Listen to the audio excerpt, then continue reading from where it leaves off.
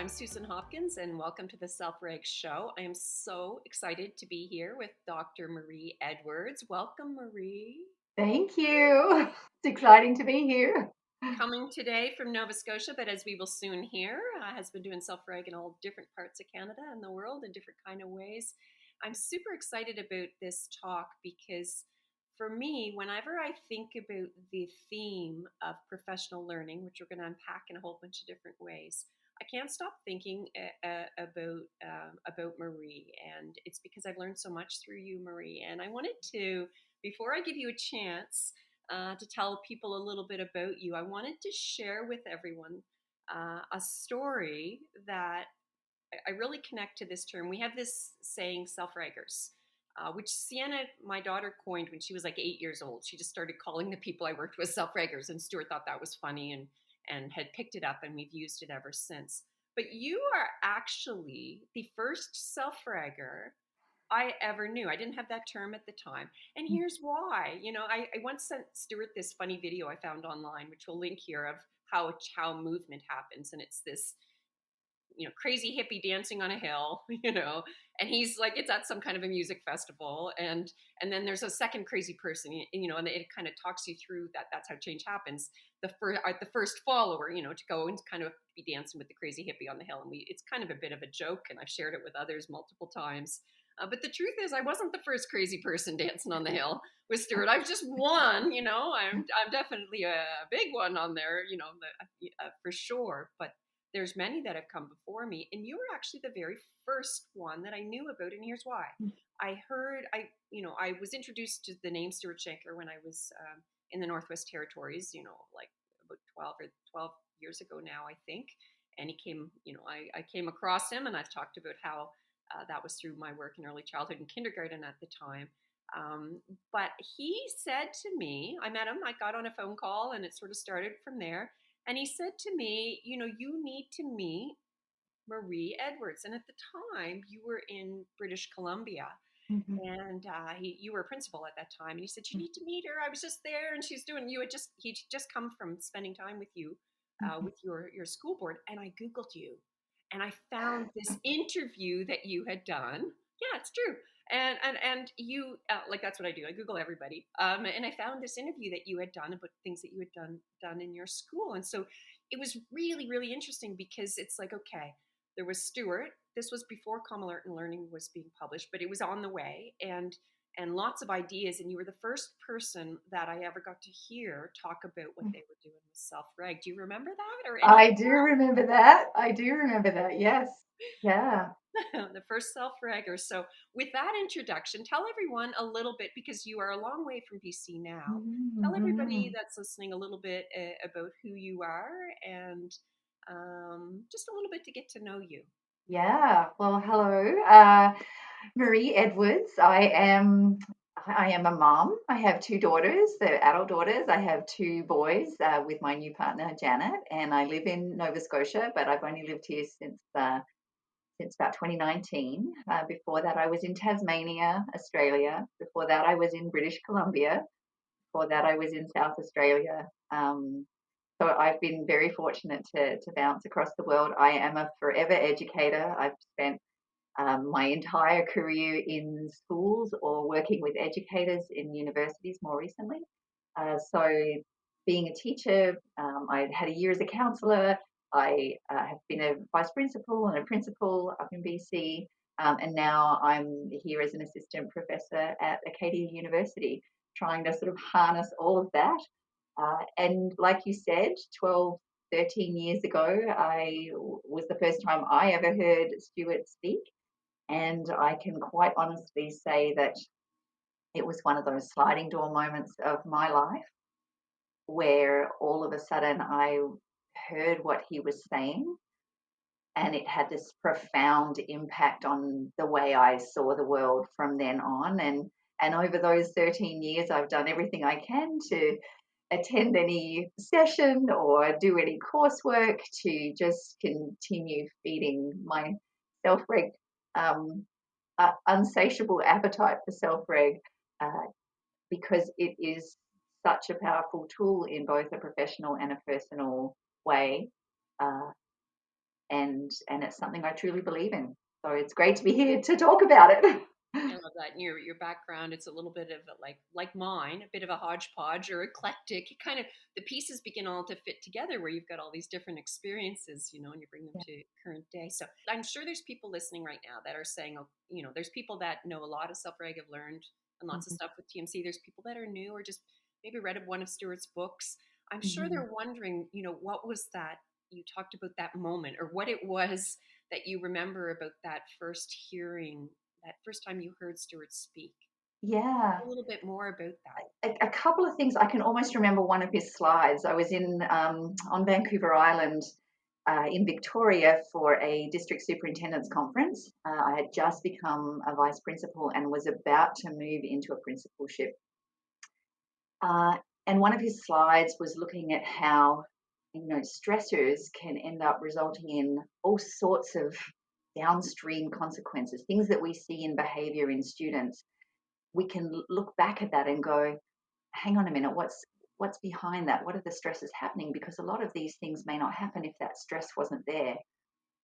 That's one of the slides I remember. And the other really profound thing I remember was Stuart's concern about where cell phones might be headed with our young people. And I can remember him talking about all the feedback that a baby gets in a carer's arm as the carer is looking at them and cooing with them and checking on how warm they are or whether they need to be fed or to be, changed, and and the alarming concern of now our caregivers are sitting looking away from the baby with a device in their hand here, and what downstream consequences might that have for us as a society.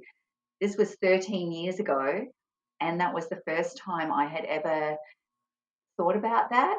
And for 13 years now, I have seen what I think is the fallout of that too, in changes that we're seeing in our everyday because of the ways we are engaging more with devices and maybe less face to face. So they're my two little takeaways. Wow, and what's fascinating to me. I had somebody tell me last week who's a big name in lots of the sort of the brain body education work, talking about how Stuart was really ahead of his time, and I like those of us that learn along with him. Mhm. He's often been constantly. It's I know there's others doing good work out there. I don't want to take away from anybody, Yeah, but I just find Stuart where he's going next. It yeah, really is ahead of the curve, yeah. and so even you saying that, I had somebody send me yesterday a trailer. I'll see if I can link it as well to a new Netflix series starting next September, and it's the one with all the people that left all the different organizations of Okay. Facebook and Twitter and all these sorts Uh-huh. of things. And the trailer really hits you, because they joined it for really good purposes. How it helped the Arab Spring, for example, these sorts of things. Like it's the dark side of that, right? So Yeah, I don't think there's anybody today that wouldn't, that wouldn't be jumping out at as a big concern as a mom of a teenager, big time. yeah, So really, yeah. really interesting. Now, Mhm. now take us to where there's a journey. There's lots of things that we can talk about that will help the people listening. That maybe might have an aha moment for something they could do in their Mhm. own professional learning or with the team they're working with or leading or any of those sorts of things. But I'm going to jump around just a little bit. So tell me about what you are doing today. So right now you're a professor in Nova Scotia. That is very east coast of Canada and my home province.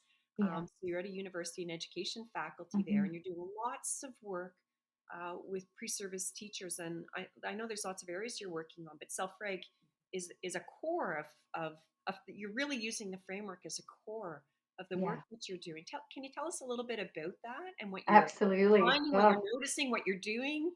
yeah, it is such, it's such a joy to be working with people who have aspirations to be in front of our young people and help them learn and grow. Uh, and one of the things I know from myself and I know from seeing people come in is we all bring a history of how we experienced our own schooling, how we experienced our own parenting. Uh, and a lot of that isn't up to date with the brain science. Now, there's a lot of old paradigms that slide along with us. And as we imagine, new pre-service teachers imagine themselves as teachers, their headset is in that space of, maybe the rewards and or the rules and the consequences or punishments, or how I'm going to keep control of my classroom, what I'm going to do when students aren't doing what I want them to, and how I'm going to see that and respond to that. And I have this wonderful opportunity to meet pre-service teachers at the beginning of their coursework and share with them how much I hope that they leave the program a different person, thinking in new ways, uh, recognizing what they're bringing from the past. Is it useful? Does it match what's current thinking? What's current science? Uh, so that over their 16-month or 2-year program, at the end of that, can they step out with a really current and a really effective way of connecting with their students and nourishing the learning spaces to make sure that they're really ready to have our young people who need us more than ever Yeah. thrive and connect with each other and connect with the adults in their world. So I usually get these students in their very first course, a course called Principles and Practices, which is a really broad look at education in the now, where we tap into all sorts of different topics around assessment and around curriculum, and pretty much every topic we cover. They do a full course later on in their studies, but we touch on them. And in the second class of that, I bring the science that Self-Reg helps us understand with triune brain and Thayer matrix and the 5 steps of Self-Reg and the 5 domains. And I just plant that seed really early on, and we think about it. And then as the program continues, I'm going to talk about the 2-year program that we're just running at the moment. That happens at the beginning of their course, and then they do almost 2 more years, and just at the end of their learning, they do a course with me called Healthy Learning Environments.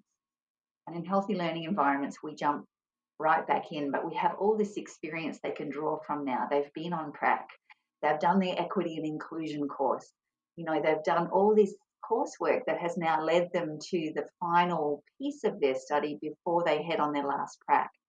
And we really dive deeply into the seeds we planted in the first course, and how we can sort of go out with a bang into practicum, really sharpening that lens that they take out into practicum. And at the moment, I'm super excited because it's the first time I've had a chance to do some research on this. Neat. So this group that's coming through now did a survey at the beginning and at the end of their Healthy Learning course, and then 8 of them came as a focus group before they went on prac. They're all out on prac at the moment, and those 8 will come back and have one-on-one interviews with me at the end to just go, how are we as a university preparing you to head out and manage the stresses of being an educator and manage co-regulating students. So it's, research that's happening in the moment. So I know that for some of us, like it sounds like for you and it was for me as well, just listening to Stuart talk was the start of, or reading something from Stuart was the start of the penny dropping, that whoa, Yeah. But for others, or it might be, for others, it might be a spark, but it doesn't necessarily lead anywhere. And I know you have done a lot of really interesting, not just talking about, but the way that you design the learning. Like you're really trying to think about how the learning will happen. And I'm curious for some of those ideas. I think back to something you did and presented on couple of years ago when you first joined the university, maybe 3 years ago, something like that. And you were using the Thayer matrix, which I'll invite you to sort of just high level to people, but you had used it with this group of students, pre-service teachers, and you were using it as a piece of Self-Reg. It's but having them, they did action research. Is that right? They did little projects, and there were these major ahas that happened through this process. Can you tell us about that? Because I think that is something that you don't have to be a university prof to use that. That is something that could be used personally, individually, in a school, in an early childhood center, right? It could be used in so many different ways. Yeah. Uh, Thank you. This is one of my favorite assignments that the students do because we talk about teacher well-being as the piece that underpins what's going to happen in their classrooms. If they can manage their own well-being and have insight into how they are and what they can do when they notice different things about themselves, their students are going to be really well positioned to thrive because the teacher, has that understanding for themselves. So after going through all the theories that link, and we stretch out to looking at homeostasis and allostatic load, like you said, the Thea matrix, 5 domains. Students can then think about something that about their own well-being that they would like to have a closer look at, and at the same time they experience the action research process, which is another piece of the course of my responsibility to teach is teachers as researchers. So we use this action research process. They come up with something personal for them that is something they would like to take a closer look at, and then they scan across all the theories we've been talking about and go, which ones of these might support me in collecting a little bit of data as I go about investigating this piece of my well-being.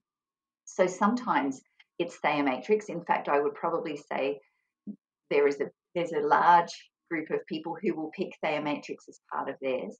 But there are people who are really curious around the 5 domains. What is it that's when I'm feeling stresses during the week? Which domains are they lying in?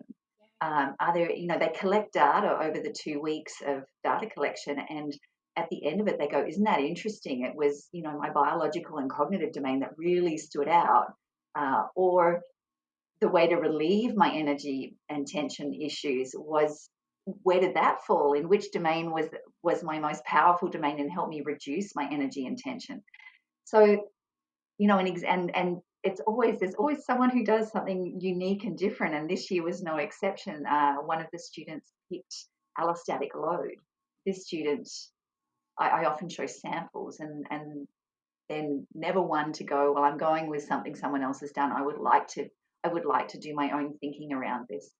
And they struggled for a while in figuring out what the topic would be. And when I looked at the work at the end, they had gone with, the idea of allostatic load and um, restoring to get back to homeostasis. But if the allostatic load stays high, a new set point develops, and you're not back at homeostasis. You're not truly restoring. You're functioning up here. And this person discovered that in the fall they had had a traumatic event that had put them up here, and they had never fully recovered from what had happened in the fall. And it was in the winter semester that they had realized that they were functioning at this new set point. And we had a reading break. And in this reading break, this person slept. They just slept. They did everything they could to deeply, deeply restore over the week. And at the end of that week, they found they had the capacity to now go and address what had happened in the fall, that they hadn't had that capacity before. Address that and move on in a different way because they felt they had actually found that, that return to homeostasis that during the rest of the year they hadn't found. So every year somebody has an aha moment of, I get it now. For this one, this was the first time I really had someone profoundly experience what true restoration was and what it allowed them to be capable of once they were restored. And that was a brand new lens on this mini action research that just excited me to see there are always new ways that students are thinking about these things and applying them and coming up with their own insights. And if you're listening to this and you're like, yeah, easy for you to say, I can't go sleep for a week or whatever, right? It's what's really interesting there, and I love the story. It's like such a cool example. Is some of the things that we share as ways to restore, people could easily misinterpret as the to-do list of things you need to do, Mm-hmm. that you would find, here's your 10 things to reduce stress, sleep more, eat well, right? Mm-hmm. But what's interesting is I have to tell you, if I'm ever overdone or I'm really, like, I use Thayer matrix often to talk with Stuart, like I'm the language bottom right, I'll put in a text, and that just means Yeah. my tension is through the roof, my energy is plummeting. Yeah. I'm hanging in there, but just and his response is always, and he's my boss. He's not just somebody I do this work with. So that's he owns the company that pays my mortgage, right? And it doesn't matter. His first thing is always stop work today. I can't. I'll often say I can't. There's too many people waiting on me, Yeah.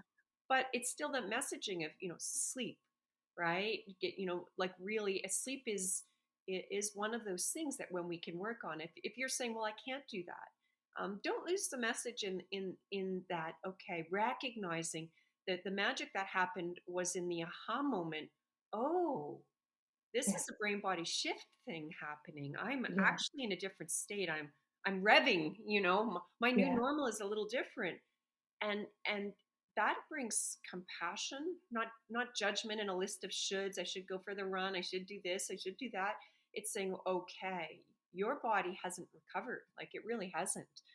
And what can you do about it? And she was lucky enough to say, you know what? I can truly rest on the reading break. Yeah. And I think it helps us also flip around to that. What what can I do? What can I do? What can I do? Yeah, and it's interesting too because some of the projects that students take on, they do have an element of self-control. Maybe I want to start more exercise, and we Yeah. talk about, what does that feel like when you're kind of having to have control over that rather than it being something that you're just drawn to go and do because it feels, it feels good or energizing, and that there's sometimes a little hump that you have to get over with a bit of self-control involved to start to feel those benefits. Or if the stresses are really high, notice how I didn't exercise today because my stress load was high. And it was that inability to have self control because the tension was so high. So there's a lot of fascinating pieces that we can have conversations around when students are just, exploring uh, themselves and how they interact with the world around them, really. One of the things I do is instead of, I watch out for the shoulds. So I should go for, I like to do yoga and I do like, it's barely running, but, you know, but it's like I should. And then, it's trying to choose from, um, again, when I flip something like this to Stuart, like saying, I know I need to, whatever, he'll be like, okay, what does feel like something you'd want to do. So if you try to think of, and when you learn self-reg, you can learn about all the maladaptive ways that we can deal with stress Yeah, that actually just make it worse, right? yeah, Staying up too late, technology, video yeah, games, alcohol, or whatever it is that you're using. Gossiping is another one. There's all kinds of ways that we can do that. And knowing, okay, that is actually adding to the burden, yeah, but here, the healthy things will make a difference. What's one that I can do? Hey, yeah, yeah. so really, really interesting. Do you have any other examples to share with Yeah, us? Really, like yeah, underrated? I know there are so many good ones. So another really good one is tech, their relationship with their device and when they're using it. So sometimes students pick sort of the hour before bedtime that they spend doom scrolling until they realize it's 1 a.m. and then they kind of fall into a not very restorative sleep and then they're up feeling not great in the morning. So that sometimes is a topic that they take on and we talk about, well, again, the self-control piece. Yeah. What's the plan? At what time is that phone going to just go on charge or whatever you need to do? And then what are you going to put in that gap? Because if you just have a big empty gaping hole where you used to be scrolling on your phone, 100% you're going to be back on that phone in a minute. So what do you love to do as a nighttime sort of sleep hygiene piece? And it could be reading or journaling or, just meditating. All sorts of things can be put into that. And you don't even need to pick one, just have 3 or 4 options that you like to do in the time before you want to rest, and they capture data on energy and tension uh, the night of, the morning after. And over 2 weeks, it's a short period of time, but over 2 weeks, generally speaking, there is some interesting data that comes from that they are having, their sleep app tells them more restorative sleep. They fall asleep faster. Wow. All Yeah. these things come, and they actually, one student a couple of years ago said, oh my goodness, I can't believe I spend 6 hours a day on TikTok, like didn't realize, and use the Yeah. tracking data on their phone to go, this is how long I'm spending on each of my social media platforms. and was shocked at their own practice because they had a chance to look at it in numbers.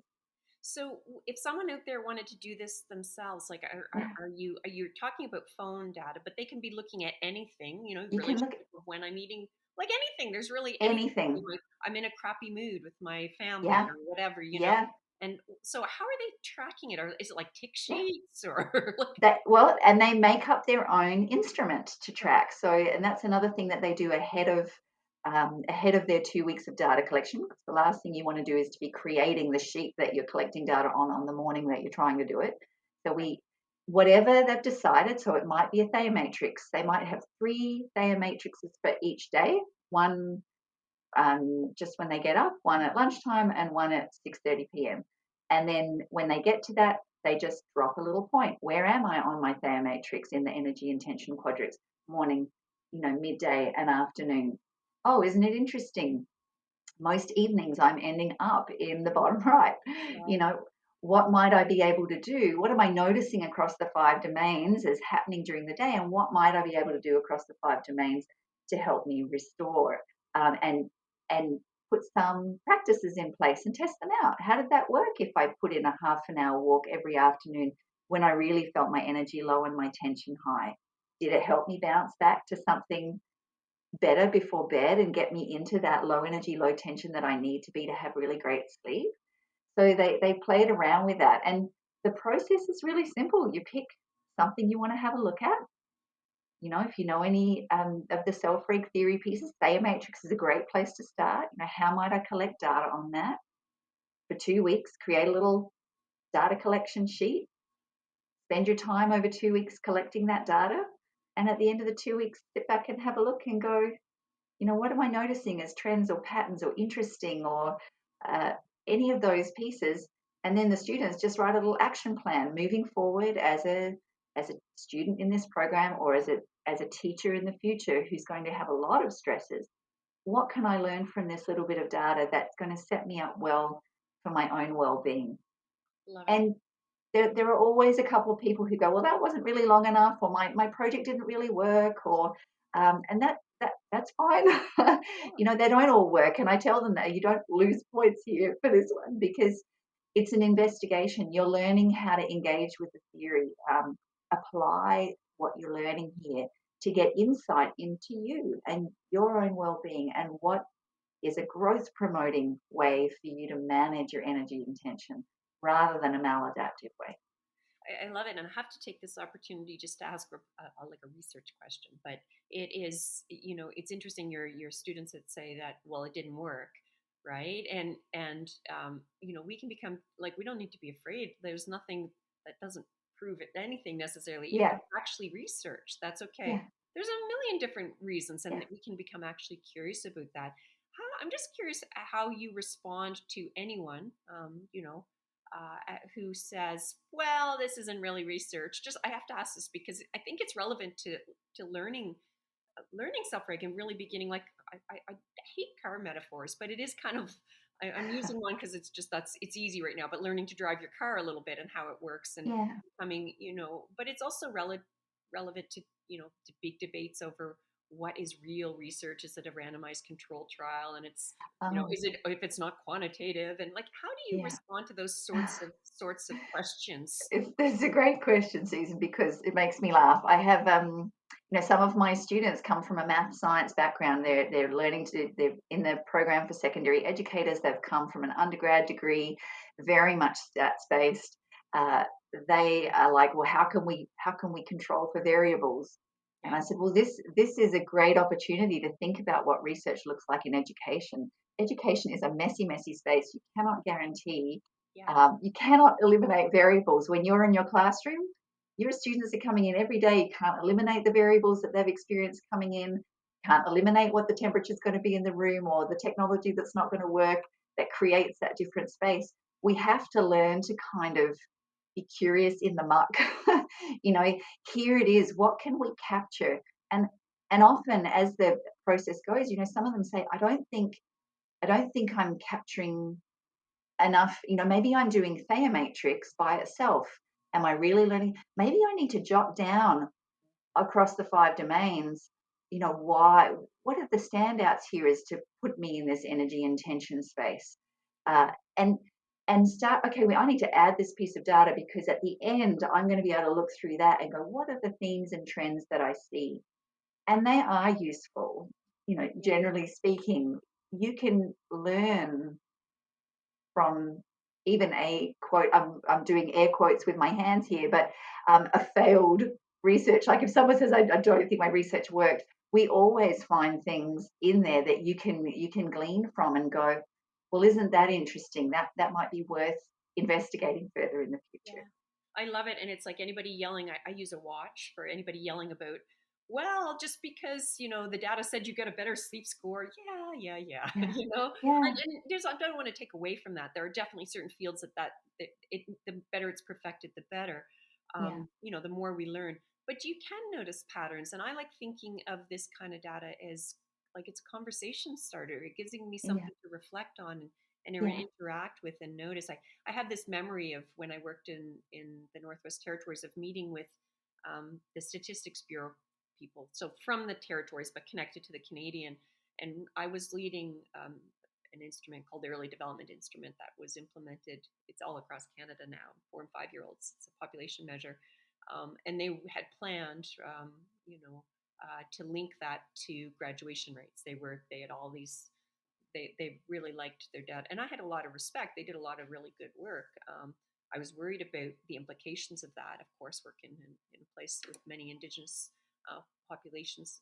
But I'll still remember someone from there saying, "Yeah, well, we can look at this. We can see the connection, but it doesn't tell us why."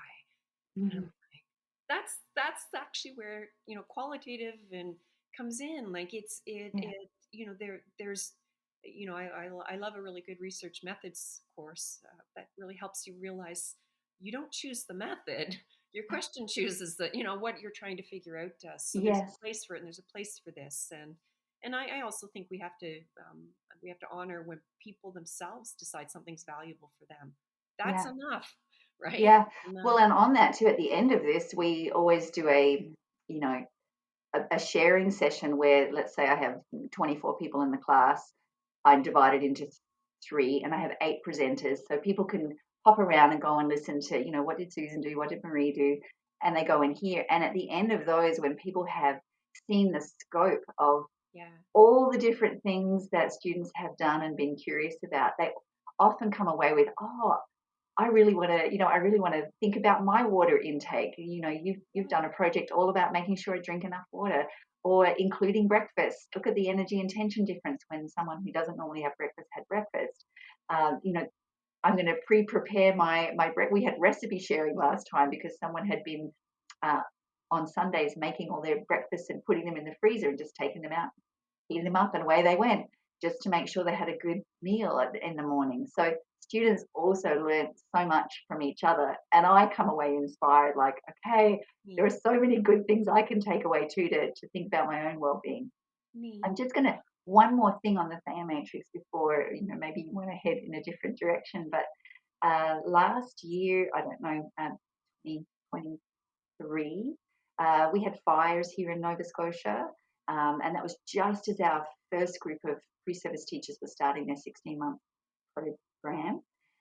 And I used the Thea matrix just then on these days where people were arriving in one of their first few days of their course, and the province was under immense stress. And so they just made a little emoji face, and I had a giant Thea matrix up, and people as they came in were able to just put their face on the emoji on the Thea matrix. And then as a group, we stood back and had a look. This is our group of 60 Yeah. people here. Look at where the energy intention is, and you can then do things in class. We did a few things. We connected with each other, and then I said, anybody who needs to can go and move their emoji now to see. And we just played with that to look at how do we shift energy intention, and what works and what might make it bigger, what might make you stuck there Yeah. because the stress is too big. I'm not moving. I'm in this bottom right corner right now. I can't see myself anywhere else because my home's under threat. Or Yeah. so it was a lovely check-in piece to use with students just in that moment to capture how is our group feeling and what do we need to do collectively so that we can move forward in a way that makes sense today. I love it. I've seen that used in that same sort of like almost like a check-in idea used in staff meetings and also workshops as well. And Yeah, you can notice change. The thing is a little bit of awareness and collective awareness. It's not just, yeah, it might be me. I might be an outlier for some reason, but and then the key is, what do I do about it? yeah, Am I going to stand and talk for 3 hours straight after seeing everybody is like, the right, tension is through the roof, right? So yeah. really, really interesting. I am going to shift. So I love Okay. you've got all kinds of really neat ideas. One of the things that I get asked about all the time, and lots of us on the team here do, is like we're always like being asked how. So this is part of the how. You're talking pre-service teachers, and hopefully those people listening will see that this could be applied in any context, right? Mm-hmm. But in the terms of like, we'll have somebody in a school, for example, that will say, I want to bring the team along. They know, education is part of it, running book clubs or getting people learning things, and that is a piece of it. Sometimes it's like a professional learning communities or what have you, looking for their champions, right? And then Mm-hmm. amplifying and making things possible is sort of one of the ways. But you had the most interesting approach to supporting professional, learning or development almost, with teachers who were really, you did this for your PhD, Yeah. and who were really interested in taking this learning and seeing the implications for them in their practice as teachers in the classroom in all kinds of different areas. Can you tell Mm-hmm. people about what you did and what you learned and Yeah, I'd all love that to. matters? I was extremely fortunate to be connected with a school in regional Tasmania in Australia.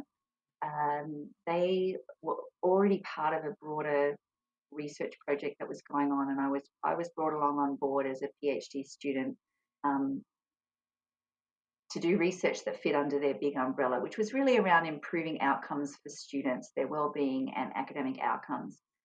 And my lens that I wanted to bring, and that was from a conversation I had with Stuart when he came to Sydney to present, was if our teachers aren't well, really difficult for our students to thrive. So Yeah, I shifted my ideas on my PhD to be really teacher focused then. And this school, I've worked in many different schools, I've seen a lot of dysregulation.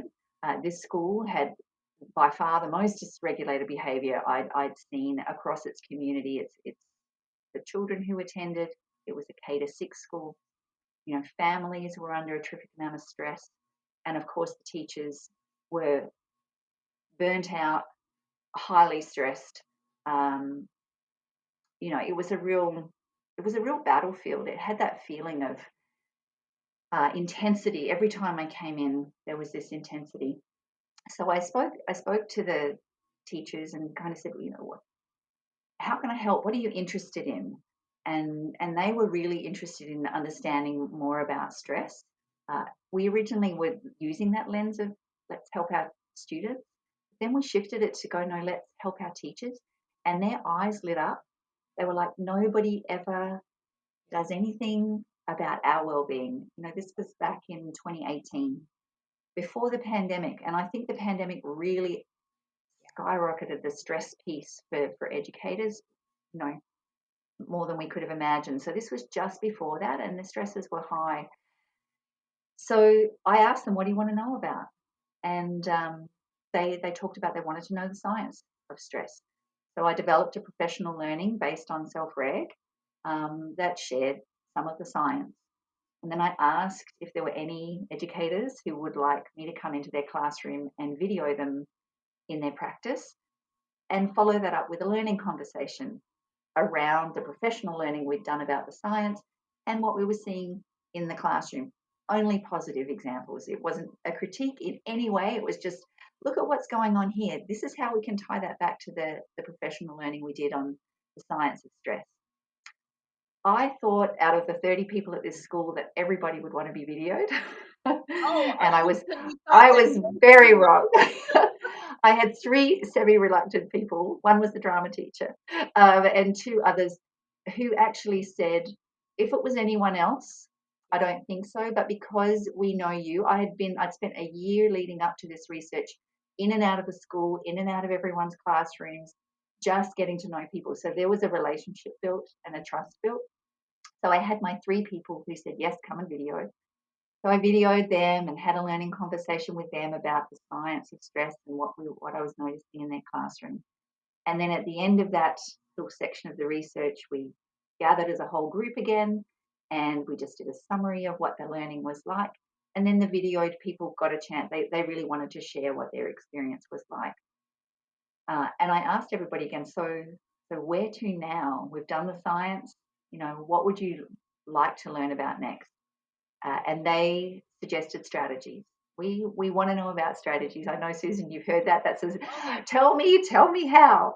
And it's great to think about that once you have the science as a background piece. So we looked at strategies. We looked at maladaptive strategies, growth promoting strategies. We looked, they were super candid and vulnerable.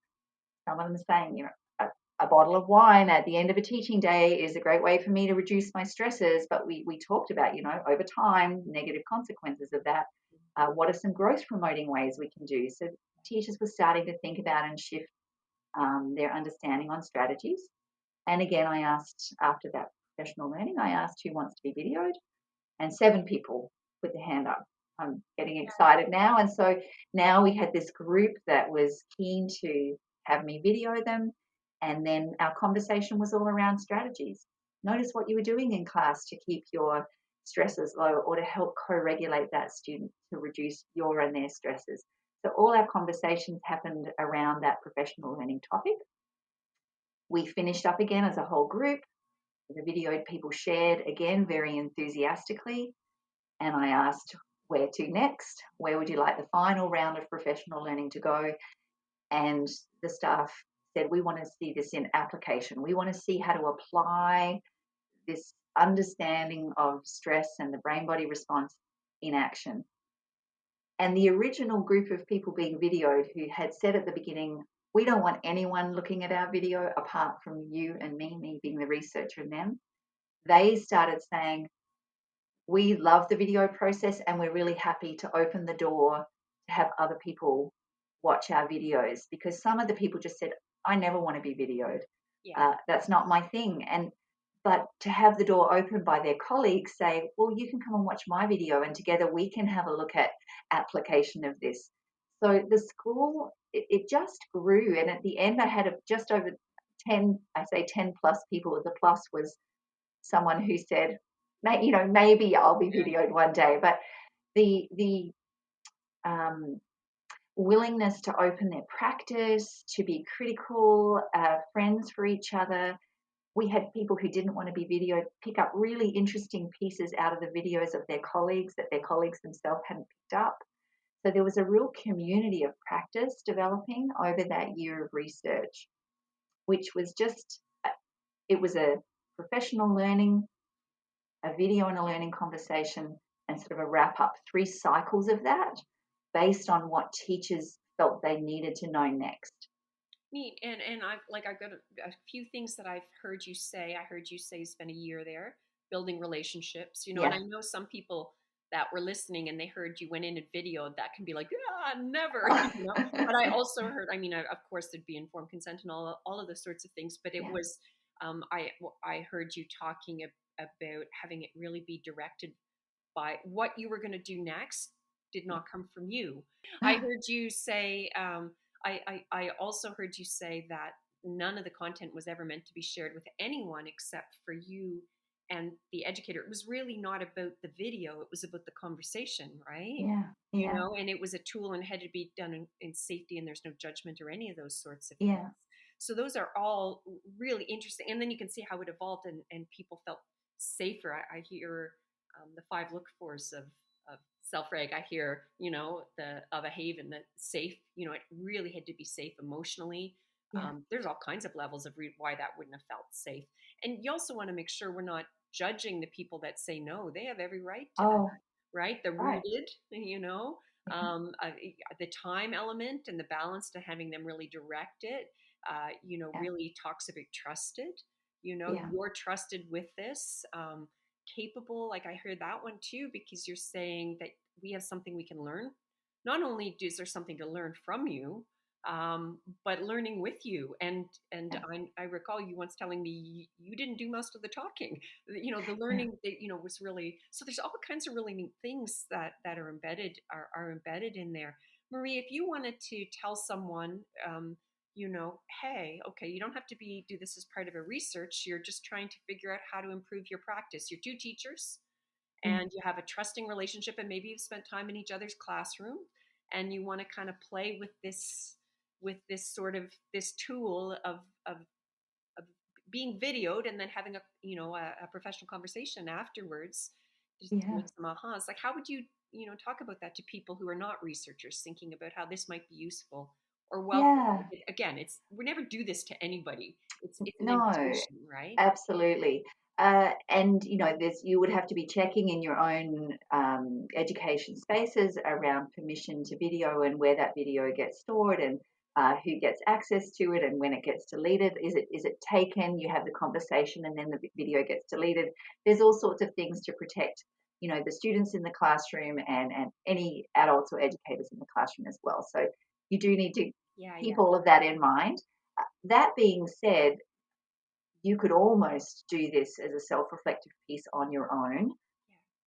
You'd lose the power of having the conversation with someone else. But if you just took a video of yourself in class and then use the lens of what you're learning, your professional learning and self-reg, to notice things, to just be curious around what you're noticing and how it can be connected.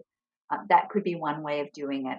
Leveling up would definitely be having that mentor, that other person who can have those conversations with you and spark things maybe that you haven't noticed. Yeah, Uh, there was one teacher in the second round of this who it was just wonderful to watch. There was a very dysregulated student in her class who was constantly taking up time. And there was a lot of language from this teacher around, he does this to push my buttons. He's doing this to get a reaction out of me. It's right. attention seeking. It was all these things. And this child was difficult to manage in the classroom. There was a lot going on. Their family life was really disrupted. I think the dad had just been incarcerated. Mum wasn't in a state that she could take care of him at the time. And while I was there, in the week I was there, he actually made a move from the family home to his grandparents. Yeah. And he came to school after the first night of being with his grandparents. He was clean. He had clean clothes. Had a haircut. He had a new backpack. He had a full lunchbox. Uh, he had all of these things, and his behavior was the antithesis of what we had been seeing. And it was this beautiful moment where the teacher actually went, hang on a minute, I can see now that it was the stressors that were the source of the dysregulated behavior, because now we've got so many stressors that have been addressed. And this child is sitting there looking like they want to learn and looking like they want to have friends and doing all the things that we'd been hoping for but we'd never seen. And I couldn't convince her before that this was stress-based behavior. No, they're doing it to push my buttons. It had to happen in this way for her to just all of a sudden go, oh my goodness, I think you're onto something. I think this is a stress-based thing that we're seeing here, and this is a different child. It's So really even yeah, and that and often teachers were noticing things they did that they misread. They had preconceived ideas that a child would do X, Y, Z and cause that issue in the corner of the classroom. And when they looked at the video, they were the ones who went, I think I caused that with the comment I made because yeah. I just assumed that was what was going on. But in the video, I can actually see something else was happening. So it allows you to have a second look at your everyday world if you capture some of what's going on in your classroom. You can watch it in a calm space. You're not in that moment dealing with everything. You've got some time to be reflective. You're safe in wherever you're watching, and you can take it in and see it differently sometimes to how it feels when you're in the classroom. how do you respond to someone who has one of those breakthrough aha moments, and they come to you, maybe, in some version of kind of trying to say you were right? How do you respond to them? Because I'm sure you don't go, see, I told you. Right? You know, no, it happens occasionally with the students, that the pre-service teachers I work with, we talk about it all, and then they go on to prac. Yeah. And in prac, they'll come back and they'll go, I'm starting to see what you're talking about, or this happened, and I was able to look around the room and go, is anyone actually being affected by that? Is this something that if I leave will just settle? And I did that, and all of a sudden that worked, and I felt what that felt like for me and the child and the class. uh, no, I just get excited for them and go, keep looking for that, keep looking for those moments to notice, and respond differently, because they're the really insightful moments. And early on, that often doesn't happen in the moment. Early on, that will happen because you've had a situation that's gone really wrong, and that night you're sitting there thinking about that, reflecting on, oh my goodness, that so didn't go how I wanted it to go. And through reflection, you can do that work. Okay, what were the stresses there? How did my response escalate that child? What might I do differently next time? Or what could I do tomorrow morning to see if I can, shift that a little bit so that that student has a better start to the day? So reflection is often the first way, it's sort of the back door into applying this fantastic learning. And then once we do that, it tends to open the door to that being possible more in the moment, where we can actually feel ourselves. And it's a cool feeling, like to feel yourself in that moment where you're all of a sudden noticing dysregulation. You're noticing that you're able to keep yourself calm in that. So you're actually seeing what's happening and being able to choose a response. Yeah. It's just really neat. And I get so excited when I hear people having those moments and go, keep looking, because they're everywhere. And you'll have more of them the more aware you are. Yeah. And it's not just head knowledge. That's the thing. It's like you just, it feels like a way of knowing. You see differently.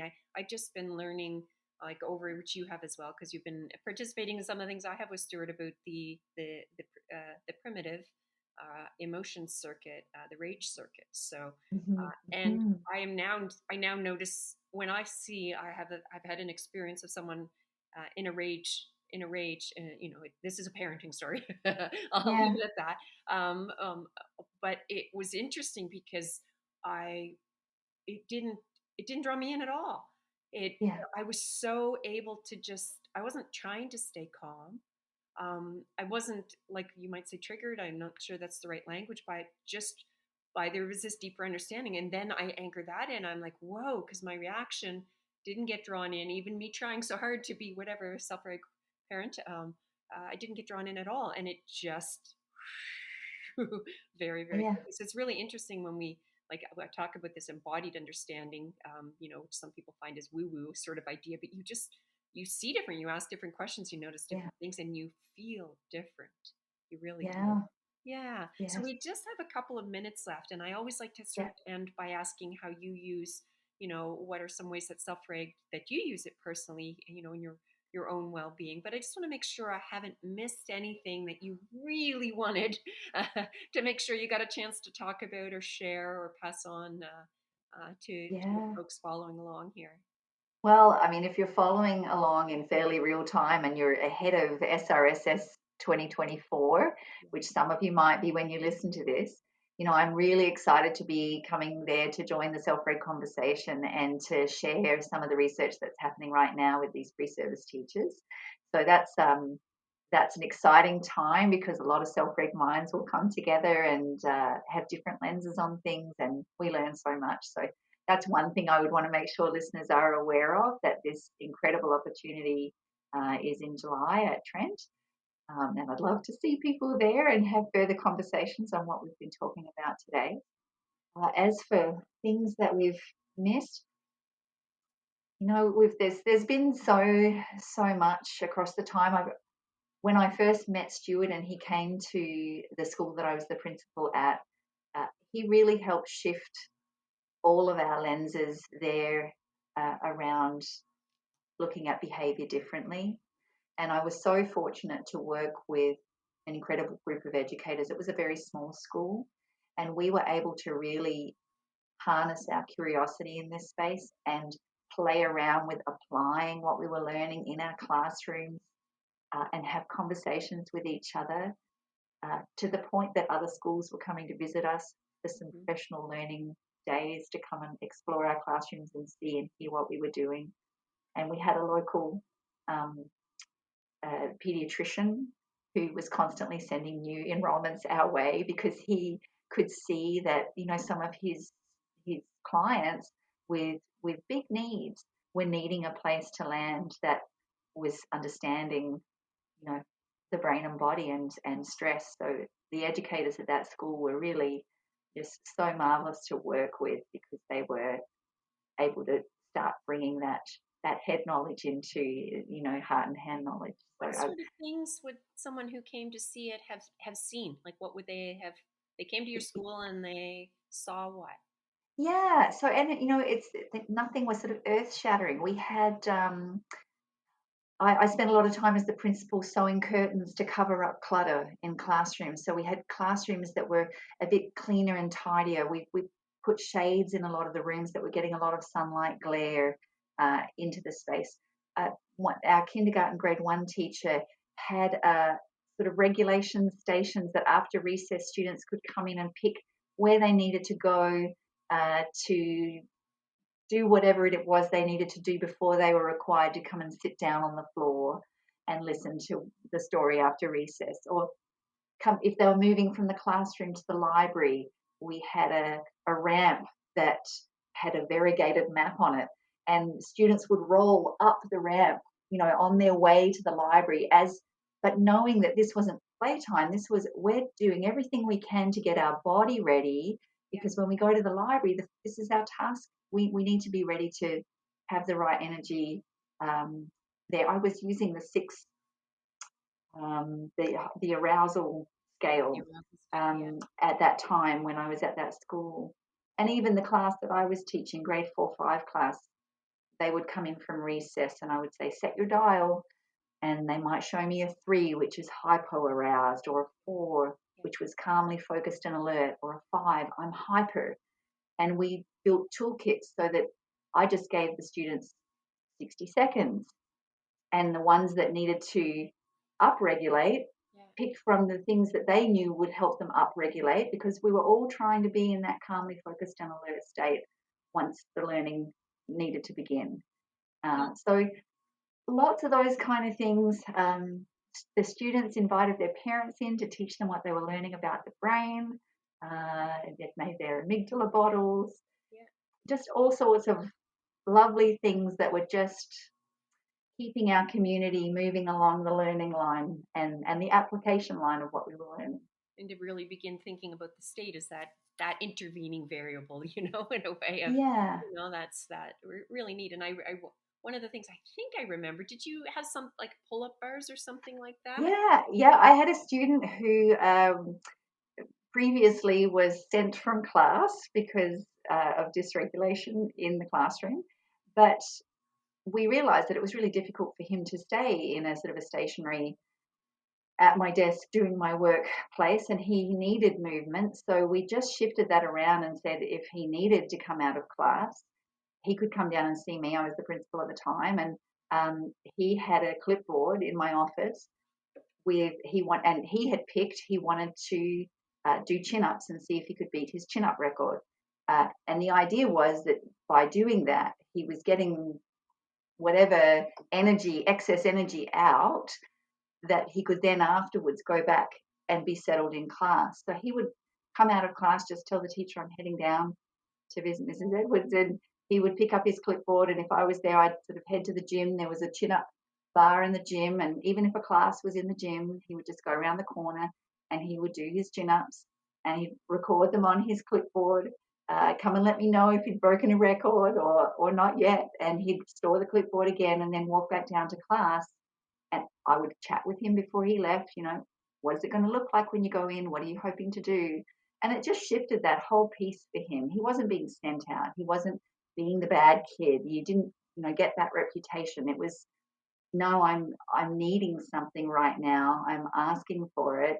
Someone's there to support me and check in with me, and then I'm coming back to see if I can have another try at doing what it is I'm being asked to do. That one was a big aha for me because so often with this, I know we're over an hour. We just have a couple more minutes and then we'll stop. Okay. But I'll just say this one thing and then we'll go to just hear a little bit about what you do for Self-Reg but I had an aha moment with that one because lots of people do the calm down stuff, but they make Hmm. the error of thinking that a child who actually needs something intense Yeah, needs to go sit in a quiet corner or go play a board game on recess. And being that person, like that's me, right? Physical. And anybody that's saying, oh, they're just getting attention, talk to your OTs, and yeah, ask them what happens with some of these physical inputs. We often use the major muscles will actually change, they have effect on the nervous system, but that physical input might be just what he needed to be regulated, because that would have been me. That yeah, really would have been me, and how any of us feel better after certain things, right? And I really thought that was sort of a big aha moment. Now this is a 12 years ago, and there's things yeah, that have evolved so much, but just think about everyone, even just building on that basis of what Marie was doing, in her school 12 years ago. There's so many gems there. So tell us, I yeah, want to just say thank you for the call out to Self-Reg Summer Symposium. It's our 10th annual. yeah. For those of you hearing Stuart came to Marie's school, he doesn't go anywhere anymore, and he doesn't even do meetings anymore. He's still working. He plans to be working for a long time to come, but he is semi-retired, and the only place that you can see him in person anymore is our summer symposium. It's our 10th annual, so it's a big one at Trent University in Peterborough. Marie is speaking. She's bringing one of her a research assistant with her but there's loads of speakers, but you can also see it streamed and online. And for those of you interested in, you'll see all the researchers that are there. You'll see Marie, you'll see Stuart. You can see there's a way to participate. So thank you for mentioning that. So Marie, how do you use Self-Reg personally for your own well-being? And then I'll Oh, get you to walk us out with any final words that you have for those listening. self-reg for my own well-being. That's such it's a big question. I feel like I don't have enough time. I really Self-reg comes into play most for me when I'm feeling dysregulated, and I scan across the 5 domains. I go, what's going on? If things are particularly challenging, I will write down in each domain what might be happening, and I'll plot it out on I've got a little grid that I can look at what's burning energy and leaving me feeling invigorated versus what's burning energy and leaving me feeling depleted. In each of the domains, I have a little box and whisker graph that I actually write into, or even just visualize. And then when I can sort of see where my energy and tension is, I think, what is it that I might be able to do as one activity, one action that might help shift that into a more regulated space? And often for me, it's a biological domain thing. It's an exercise thing, or it's drink another couple glasses of water because maybe I'm just dehydrated and that's going to help. But often, a bit like the student I was saying, there's got to be something that's motion oriented, going for a walk outside, just to get me back into a space where I can regulate a little bit more. That's how I would use it. And my go-to is sleep, good food, good people in my life, um, listening and responding in ways that support them. Uh, they're all part of the package. And do you always get it right? No, you don't. But often you can. So yeah, Well, that's me as a lovely. self-regger. It has been such a pleasure to have this conversation. There are so many ideas and tools and uplifting ideas, practical things. That's Mm, that's the other thing I hope people are taking away. This is not something woo woo out there or just yeah, theory. It's like there's ways that you can take little pieces, big pieces of yeah, this, and yeah, apply it in your own lives and yeah. relationships and work. And it's been And really inspiring. What would you like to leave us? Thank you. And yeah, what would you you're like to welcome. leave us with, Marie? I'll just piggyback off that last piece there. I often, when I'm working with pre-service teachers or in-service teachers, I talk about the fact that we can have this wonderful head full of understanding. It's so great to know all of this, but it doesn't do any of its magic until we start applying it. Yeah. So we can know all of this stuff, we can be excited by it, but if it doesn't actually come out in the actions that we take or the changes that we attempt, or if we don't start playing with it out there, it just stays in our head, which really doesn't allow it to do the magic it's capable of. I love it. And that's why we Yeah. need more self-reggers. So thank Yeah. you so much. How do people reach you or find you, Marie?